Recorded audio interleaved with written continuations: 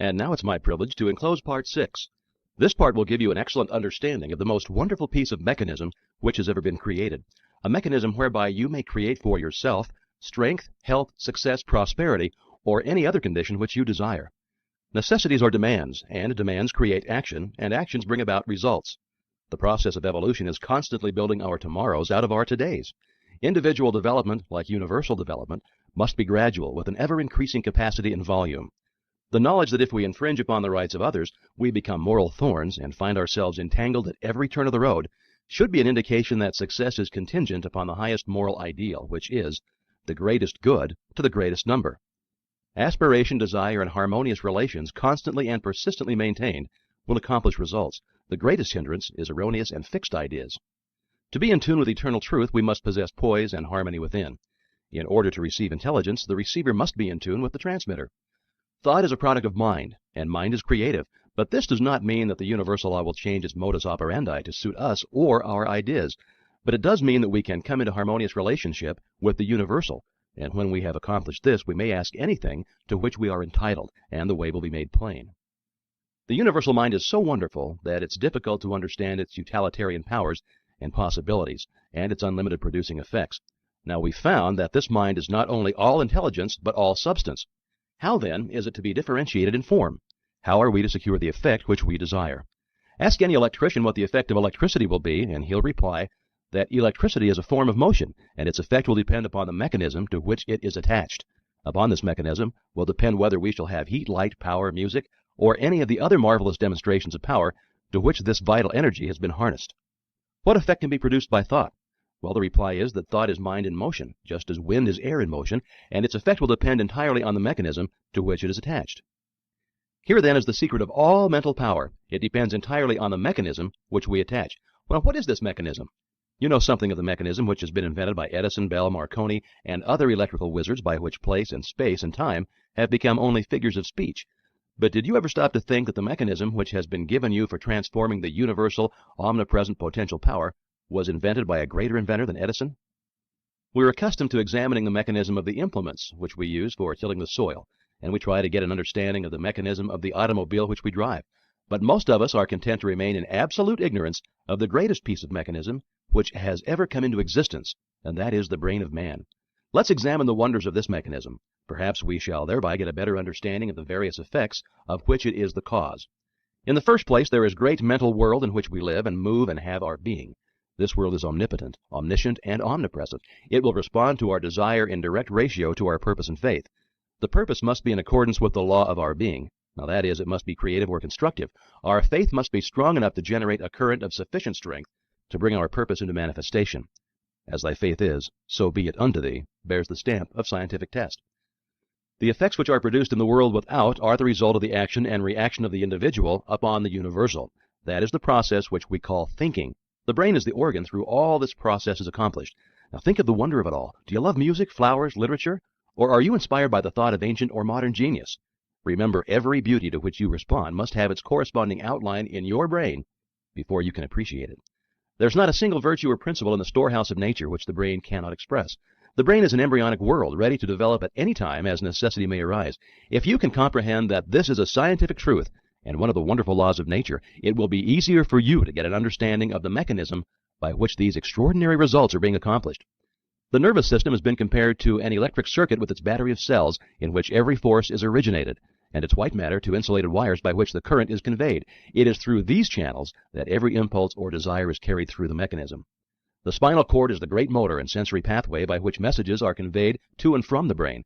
Then there is the blood supply plunging through the veins and arteries, renewing our energy and strength, the perfectly arranged structure upon which the entire physical body rests. And finally, the delicate and beautiful skin clothing the entire mechanism is a mantle of beauty.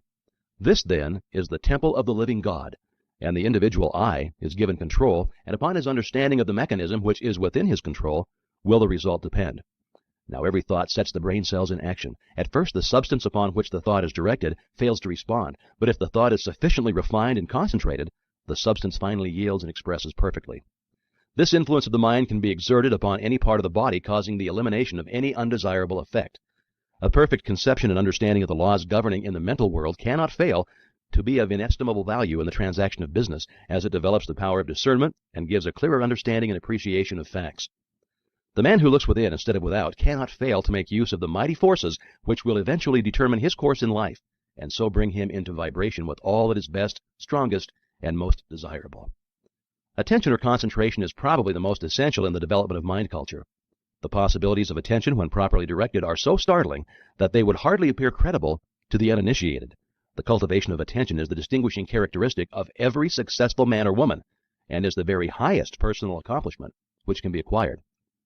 The power of attention can be more readily understood by comparing it with a magnifying glass in which the rays of sunlight are focused. They possess no particular strength as long as the glass is moved about and the rays directed from one place to another. But let the glass be held perfectly still, and let the rays be focused on one spot for any length of time, and the effect will become immediately apparent. So with the power of thought, let power be dissipated by scattering the thought from one object to another, and no result is apparent. But just focus this power through attention or concentration on any single purpose for any length of time, and nothing becomes impossible. Nothing becomes impossible. A very simple remedy for the very complex situation, some will say. All right, try it.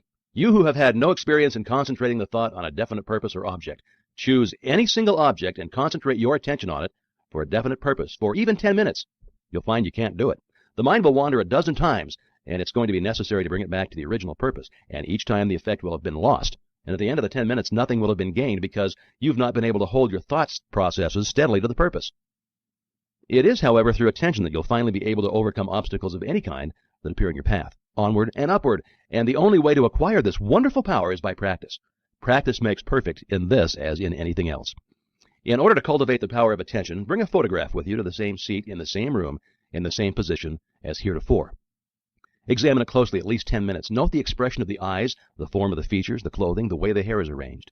In fact, note every detail shown on the photograph carefully. Now cover it and close your eyes and try to see it mentally. If you can see every detail perfectly and can form a good mental image of the photographed, you're to be congratulated. If not, try repeating the process until you can. This step is simply for the purpose of preparing the soil. Next week, we'll be ready to sow the seed. Great financiers are learning to withdraw from the multitude more and more, and they may have more time for planning, thinking, and generating the right mental moods. Successful businessmen are constantly demonstrating the fact that it pays to keep in touch with the thought of other successful businessmen. A single idea may be worth millions of dollars, and these ideas can only come to those who are receptive, who are prepared to receive them, and who are in successful frames of mind. Men are learning to place themselves in harmony with the universal mind. They are learning the unity of all things. They're learning the basic methods and principles of thinking, and this is changing conditions and multiplying results. They are finding that circumstances and environmental trends follow the trends of mental and spiritual progress. They always the spiritual first, then the transformation into the infinite and illimitable possibilities of achievement. As the individual is but the channel for the differentiation of the universal, these possibilities are necessarily inexhaustible. Thought is the process by which we may absorb the spirit of power and hold the result in our inner consciousness until it becomes a part of our ordinary consciousness. The method of accomplishing this result by the persistent practice of a few fundamental principles, as explained in this system, is the master key which unlocks the storehouse of universal truth. These two great sources of human suffering at present are bodily disease and mental anxiety. These may be readily traced to the infringement of some natural laws. This is no doubt owing to the fact that so far knowledge has largely remained partial, but the clouds of darkness which have accumulated through long ages are now beginning to roll away, and with them many of the miseries that attend imperfect information. That a man can change himself, improve himself, recreate himself, control his environment, and master his own destiny is the conclusion of every mind who is wide awake to the power of right thought in constructive action.